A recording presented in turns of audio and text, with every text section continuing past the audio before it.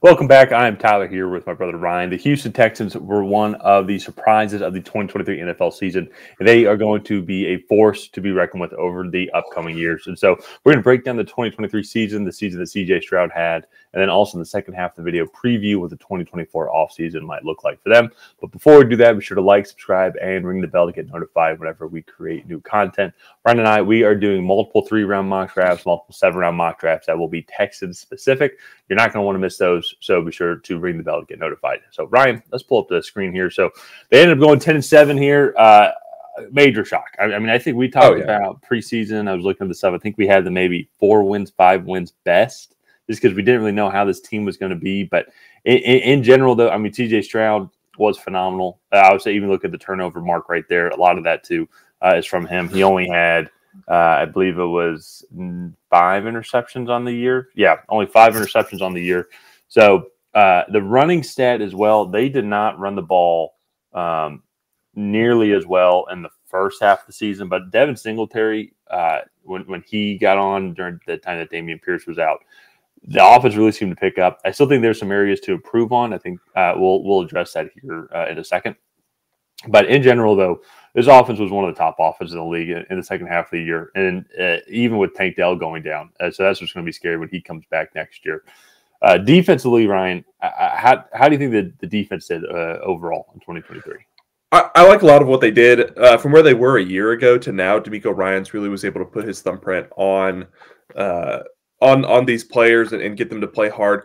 They weren't the best passing wise, but I do feel like that improved throughout the season. Also, with Will Anderson and Jonathan Grenard, they both kind of got banged up there in the second half of the season, and so I do feel like that did affect their pass rush, and they still were ever so slightly above average in terms of sacks, with 46. So they did a good job of generating turnovers. Also, they were just ever so slightly below average. But again, from where they were a year ago, this defense was doing them zero favors to.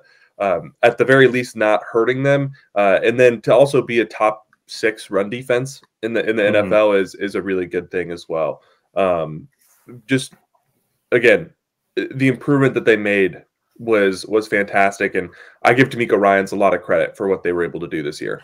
Well, and even to like defensively, like Jonathan Grenard had 12.5 sacks, Will Anderson 7, Sheldon Rankins 6, Malik Collins 5. You know, a wide diverse of guys had multiple sack seasons here, and I felt like they just kept producing. So it wasn't like it was a top heavy type guy, which like everybody would love to have like a Myles Garrett or TJ Watt, but it was pretty diverse set out, and I think it was a great rookie season on Will Anderson's part. That we could look back at that 5 years from now, and that move to be aggressive to move up and go and get Will Anderson, trade back with the Cardinals could be huge. And so I think that it's going to be fascinating to see how this team develops here.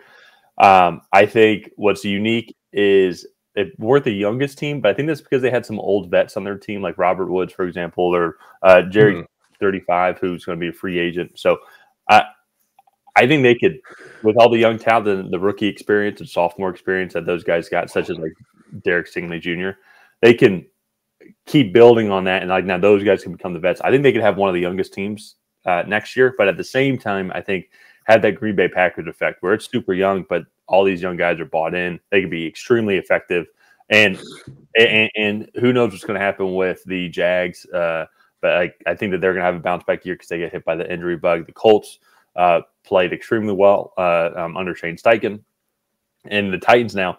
It's funny how like within one calendar year, how everything just flips. The Titans were the clear dominant team a year ago, or should have been, and now like they're the worst, and the other 3 teams are now dominating the AFC South, and I could see them battling for the division over the next couple of years. So it's going to be fascinating to see what the Texans end up doing. They made some amazing moves. Let's move on now to their free agency, and I think that's one of the things that what really sticks out to me is their cap space. As of last night, putting all this stuff together, we're recording this on the morning of January 24th. But they have the second estimated cap space, $74.8 million. That's huge for bringing guys in, but also too if they want to retain some guys. The draft is their key free agents list, and there are guys that I did not even put on there just because I didn't have enough space. but a lot of it's very defensive heavy, defensive key guys. But also on top of that too, you go look Dalton Schultz, Devin Singletary, major impact this season. I think that they could re-sign both of those guys, especially Dalton Schultz. Schultz is only 28, I think. I don't think he's that. I don't think he's that old. No, he's 27. So he's right there. Tight ends can play for a very long time. Devin Singletary is 26. I want to make sure I'm reading that correctly. I'm looking at Pro Football Reference. Yeah, I'm looking at Pro Football Reference for all my stats. So if they're wrong, it's their fault. But they're 26. Potentially they can move on from him, but he was more effective, in my opinion, than Dameon Pierce. So maybe they'll bring him back. George Font, right tackle, Scott Quisenberry, some key offensive linemen. But I think George Font is, I think, really old. Yeah, he'll be 32 come next season, so that might be one to look to replace, especially with this tackle class. I think there's going to be more right tackles available, and if they want to move up and be aggressive, someone like they did last year, they could move up and try to get Amarius Mims or J.C. Latham. In reality, one of those guys might fall to them at 23. So. Yeah. Well, and all that too, then they have Titus Howard as their starting right tackle. Then Laramie Tunsil's one of the better left tackles in the league. They did get Juice Scruggs last year, who got some good playing time with some key injuries in the offensive line, like Quisenberry. And so I think that's where, if they're going to address the offensive line, it's going to be on the interior first.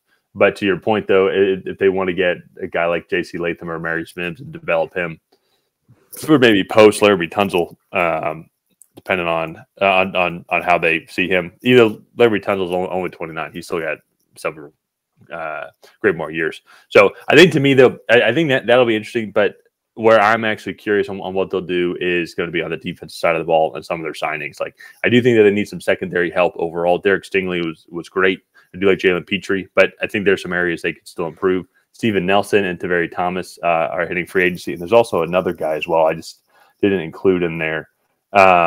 Steven Nelson, Taveri Thomas, Chris Boyd, Angelo Ross are all free agents. Adrian Amos, they're free safety. Kareem Jackson also, Eric Murray. So, like, a lot of guys hitting free agency in the secondary. And Tier Tart, a defensive tackle, is a guy that's hitting there. I've already, as you see, Sheldon Rankins, Jerry Hughes, Derek Barnett, all key guys on the defensive line. And there's other. So that's where I'm curious about what they end up going doing. They have all this cap space, but do they try and go get new guys and maybe potentially better guys that they think, or re-sign some of the key guys that were currently in the system? Yeah, I mean, I think it'll be a mix of both. I think they'll probably try to get younger. Also, too, guys in the draft, Cameron Kitchens is a really good safety that can kind of play all over the place. Cooper DeJean probably will not make it that far, but I think he would be a fantastic fit for D'Amico Ryans and this defense. As far as other free agents, I think Stephon Gilmore, also a guy from Dallas. He's, again, a veteran guy, but still playing at a really high level. There's a good bit of free agents, I think, from around the league that they would be able to go after and kind of target. Another guy, Kyle Duggar from the Patriots, definitely more of a box safety than anything. But again, I think D'Amico Ryans would have a field day with a guy as versatile as him. So team needs, like you kind of mentioned, secondary help, bring back Dalton Schultz or go after a tight end. And then interior offensive line, I also think with George Fant being 32 at the start of next season, I think that right tackle spot is a need as well. And then, just getting in overall defensive talent and upgrading that as well, I think would be huge. Letting D'Amico Ryans, I think, build this defense from like kind of the pillars he's already established in Grenard, Will Anderson, and Derek Stingley. I mean, I think it would be fantastic if they can go out and get some more versatile young talent to really get this defense looking like the one from San Francisco. And that's the name, too. I'm glad you said that. That's the name that I forgot to mention. There's another key guy, Jonathan Grenard, their sack leader. He's in a free agent, but he's only 26 and a half years old. And so I think that's the guy that they'll bring back. I mean, shoot, you had 12 and a half sacks. Let's see if you can do it again. But then you pair him up then with Will Anderson and bring back some of these guys. Derek Barnett, he is a little bit younger. And so I think that even Sheldon Rankins, how old is Sheldon Rankins here? I don't think he's that old. Yeah, he's 29. And so I think you can bring him back. Also, he might be a little pricey, but we'll just have to see. But that's what they have. A lot of key guys are hitting free agency. I mean, a long list on Spot Track that you have to follow. But it's going to be fascinating. I agree. At the 23 spot, I think there's so many different ways that they can go. I almost think too, like you could really go secondary. There's going to be plenty of guys there, but I'm also going to be very curious as well on what receiver options. I didn't put this one here because like they're going to have good receiver, and Robert Woods is still on. Is on the contract. Noah Brown is a free agent, but I think they can re-sign him for cheap or go get another receiver in free agency with the money. But I also think too, to really round out that offense, if you had Nico Collins on one side, Tank Dell in the slot, then you got.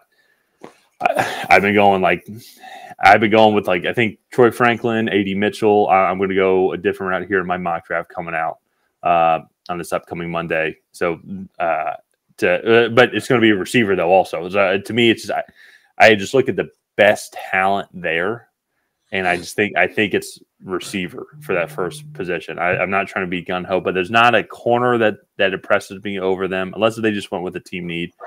There's not an interior offensive lineman unless they wanted to kick in a tackle.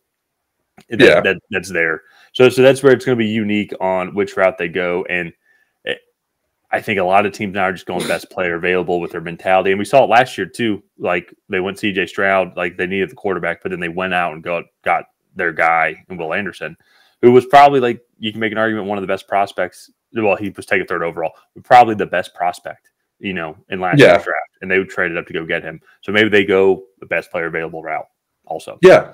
Yeah, no, I think it's interesting. They've set themselves up to be in a good spot where they can really target best player available and not feel like they need to be forced into taking one position over all others. So I really like what the Texans did in 2023. Let's go ahead and wrap up this video here. If you guys have not already, please go ahead and like and subscribe. Leave a comment down below on what you thought of the Texans 2023 season and what do you want to see them do going forward into 2024. Other than that, we will see you guys next time.